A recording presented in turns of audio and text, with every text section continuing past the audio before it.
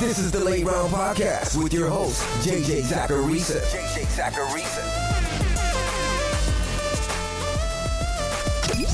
What's up, everyone? It's Zach Ertz, the editor-in-chief at FanDuel and at NumberFire.com, and this is episode 247 of the Late Round Podcast, one of the many shows that are part of the NumberFire Podcast Network. Thanks for tuning in.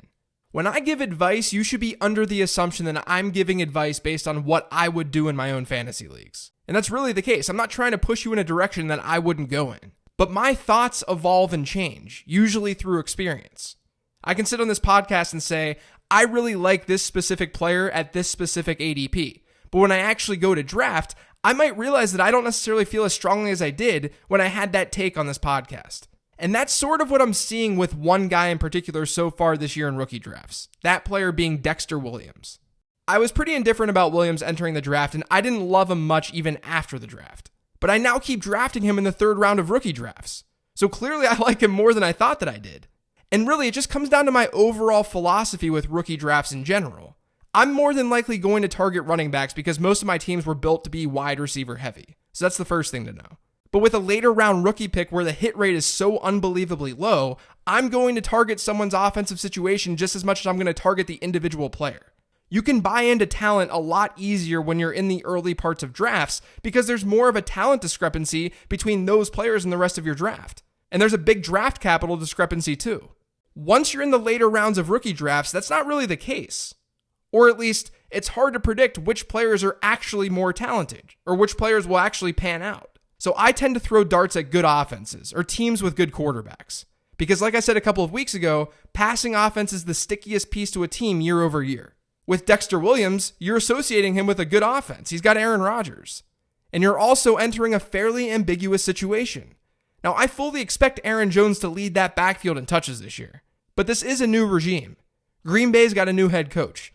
And Jamal Williams and Aaron Jones were inherited by this regime. Dexter Williams wasn't. I'm not the biggest Jamal Williams fan in the world, and Dexter Williams himself was a pretty decent prospect whose draft stock dropped probably because of the off-the-field issues that he had.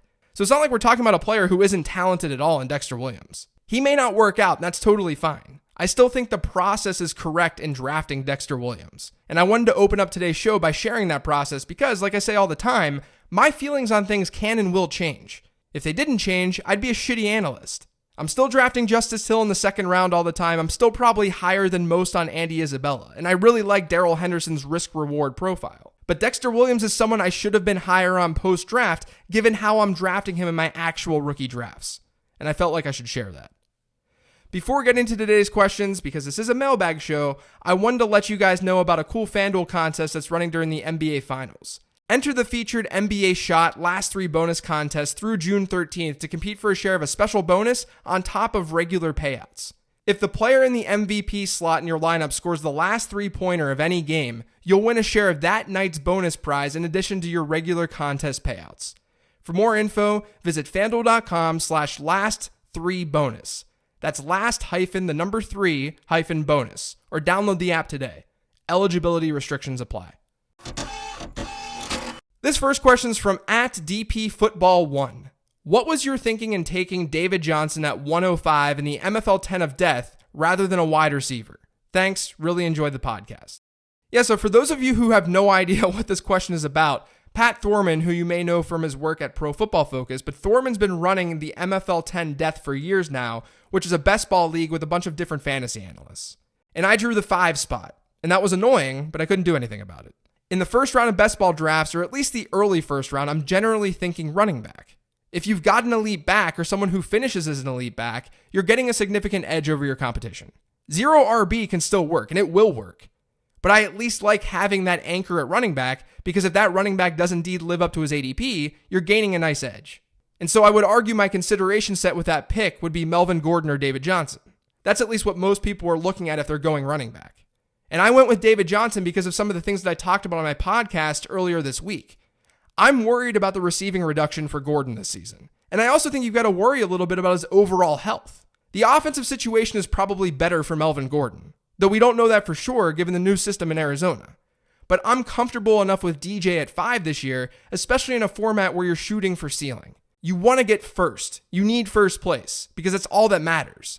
So I'm willing to take on the risk of ambiguity with David Johnson's situation for the potential reward.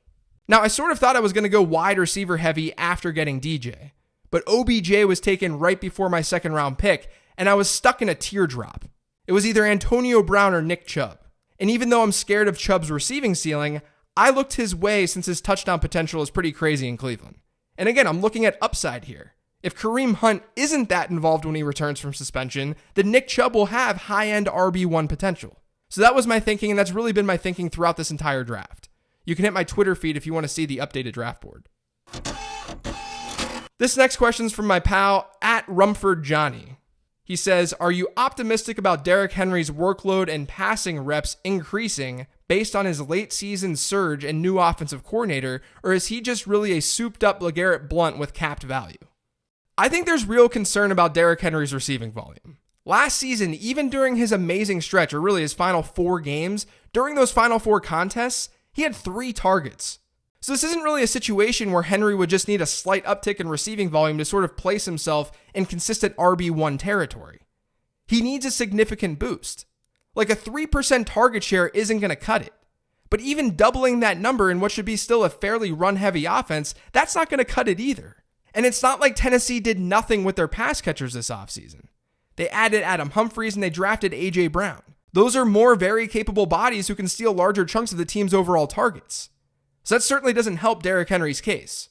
Basically, I'd have an easier time buying into Derrick Henry if he was in an offense that had a better quarterback and was projected to throw the ball more than Tennessee is. Like, Derrick Henry's situation isn't totally unlike Nick Chubb, though Chubb has a much higher target floor. But on top of that, Chubb is on a team that's likely to be pretty pass heavy, and they're going to have more scoring opportunities. So it's easier to buy into that type of player without the pass catching ceiling than it is for someone like Derrick Henry. That's why I'm not necessarily buying him right now. I get the allure, and I think his ADP is pretty fair. Maybe it's a little bit too rich for me, but it's still fair. There's just still a good number of things that need to go right in order for Derrick Henry to pay off in PPR formats. That's just my opinion. And those things being all situation and receiving related. This next question is from at DB Feld. Can Dallas Goedert be a weekly starter in 12-team leagues without a Zach Ertz injury? If I had to bet on this, I would say no. It's unlikely that Dallas Goedert is a weekly starter without an Ertz injury. We really haven't seen anything like that since Rob Gronkowski and Aaron Hernandez. But if there's a team who'd be able to do this, I guess that you could make the argument for Philadelphia. They used 2 tight end sets at the highest rate last year. But if you break down their target distribution, it's tough for Goddard to get there without an injury. So I'll confidently say no, but I will note that of all teams, this is probably the one who can get 2 tight ends in the top 12. Especially since we know that touchdowns can skew things a whole lot, and they're both red zone threats. This next question is from at JR47. There's a very wide gap between Chris Carson and Rashad Penny in ADP right now, but both are pretty huge values. Is one better for the price? Can Penny overtake the hashtag Seahawks backfield this year, or is it Carson's again? So let's take a look at what happened last year in Seattle. Chris Carson had a prorated 52-ish% rushing share, which is good. That's a good rushing share. And then his prorated target share was something in the 6 to 7% range. And that's also fine. It's not what you'd want from an elite running back, especially on a team that's not throwing the ball a lot, but it's good enough. This all led to Chris Carson finishing with an RB 16 points per game ranking last year. This is all in PPR. And today he's being drafted at RB 24 according to draft. So you could argue that if things stay the same, as you noted in this question, then Carson is a value in drafts. There are a couple things that do scare me about Chris Carson, though. Last season, Seattle was the most run-heavy team in the league. Their .80 pass-to-rush attempt ratio was by far the lowest in football. Since 2011, we've seen 25 teams with next season data finish the season with more rush attempts than pass attempts. Of those 25, only 2 of them had lower ratios the following season. In other words, we should expect Seattle to at least be a little bit more pass-heavy this year than they were last year, even if they don't want to be. It's just really hard to be that run-heavy in today's NFL. If that were to happen, it would help the receiving numbers for both Carson and Penny. But you then have to worry about how touchdowns are being scored. And that's where I get a little bit worried about investing in Chris Carson. Because last year, Seattle scored 50 touchdowns on offense. That was the 6th most in the league. The teams ahead of them were Kansas City, New Orleans, the Rams, Indy, and Pittsburgh. The thing is, if you look at those teams surrounding Seattle, 4 of the 5 were the top 4 teams in yards per drive last year. And the Colts ranked 10th. Seattle was 19th. That tells us that maybe they were doing things at somewhat of an unsustainable rate. They weren't gaining a ton of yards, but they were scoring a lot of touchdowns. And that's a red flag when you're looking at things year over year. So because of that, I actually think that Chris Carson is properly priced rather than being undervalued. Because realistically, Rashad Penny can and should dig a little bit more into Chris Carson's workload this year. But then on top of that, you've got a Seattle team that's likely to score fewer touchdowns if they keep up their pace offensively. And on offense, they'll likely be more pass heavy. That just doesn't help Carson's touchdown potential. So I'll be more inclined to just take the cheaper of the two running backs, but Carson's ADP is by no means unfair. I just think it's fair. I just think in situations like this, you just go with the cheaper guy. This next question is from @PA Howdy. Is Phillip Lindsay a top 15 running back? No, I don't think he's a top 15 running back. I talked about the regression that's likely to hit Lindsay from an efficiency standpoint earlier this offseason, but he's also in a mediocre offense, and there's already plenty of talk around Royce Freeman seeing more work this year. But I also think that we're in a situation where running back is a little bit deeper at the top or in that high-end RB2 range than what we've seen over the last couple of seasons. So the competition is just inherently tougher. So I'd put him more in the lower-end RB2 range than the higher-end one right now. My projections currently have him at 200 attempts and 52 targets, and that puts him at RB23. The fact that Royce Freeman is there means that there's plenty of opportunity for Lindsay to not perform at a high level too. This next question is from @Steve Asberger. Jalen Hurd in San Francisco. Should Hurd gain fantasy football tight end eligibility from mixed running back / wide receiver and tight end use? Does he then likely become a sneaky player to roster and play at tight end? Somewhat unprecedented, see Jalen Samuels, but should we be higher on him because of this possible advantage? I would say no, because you still need to see volume as a result. You still need volume. Like, no one was playing Jalen Samuels at their tight end spot before James Conner got hurt, because volume wasn't coming his way. Now, if Hurd starts seeing that volume, then sure, he'll have added appeal because he can play in multiple spots in your lineup. But I still think Hurd was drafted more for real football than fantasy football. They wanted that Swiss Army knife piece to create mismatches, not necessarily feed 10 plus touches per game. This next question is from @NorCal Hoya. Expectations for Sammy Watkins this year? Polarizing player right now. Yeah, he is, and I think Sammy Watkins is a good risk-reward pick. Everyone will point to his health concerns and his year-over-year tendency to not live up to his ADP, and I can totally understand that. But in his reasonable range of outcomes is probably a lower-end wide receiver one season without Tyreek Hill in that lineup. So I don't mind taking him just outside the top 20 wide receivers if you're shooting for upside, which you often are in best ball leagues. He has an opportunity to capture a pretty significant target share if things break right for him. This next question is from @Schaefer_Ryan. What is the level of concern for a regression from Zach Ertz and George Kittle? Will the gap close between them and guys like Hunter Henry, OJ Howard, Evan Ingram, etc.? I think there's some concern for both guys for different reasons. Kittle was a yards after the catch monster last year, and that alone can regress. Or to think of this another way, Kittle's yards per target rate is very unlikely to be over 10 yards again. Since 2011, only 5 tight ends have hit that mark with 50 or more targets. With Zach Ertz, you're worried about volume. A healthy Eagles team has Alshon Jeffrey, there's Deshaun Jackson, Nelson Aguilar, there's Dallas Goedert. There are a lot of players who are going to warrant looks in the Eagles offense this year. It's going to be hard for Zach Ertz to capture the same type of target share that he saw last year. I still think he's a top 3 tight end, but his path isn't as clean as it was last season, or as clean as it came together last season. So I actually think that if you're going to go for an early round tight end, you should only consider Travis Kelce this year. And it wouldn't shock me at all if someone like Hunter Henry or OJ Howard, who I have at tight end 4, if one of those players jumps into that tier this year. But I do like George Kittle as tight end 2 and Zach Ertz as tight end 3 for what it's worth. This last question is from @SamHoppin. Which running back and wide receiver ranked in the top 12 of their position has the highest bust potential?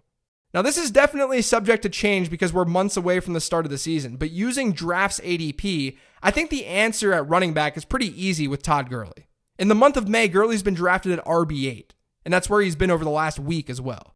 I just think he's the obvious pick here for everything that I've talked about on this show over the offseason. Gurley gets hurt, he splits a backfield with CJ Anderson, the Rams then go out and draft a running back with a day 2 pick, and they don't just draft that running back, they trade up to draft him.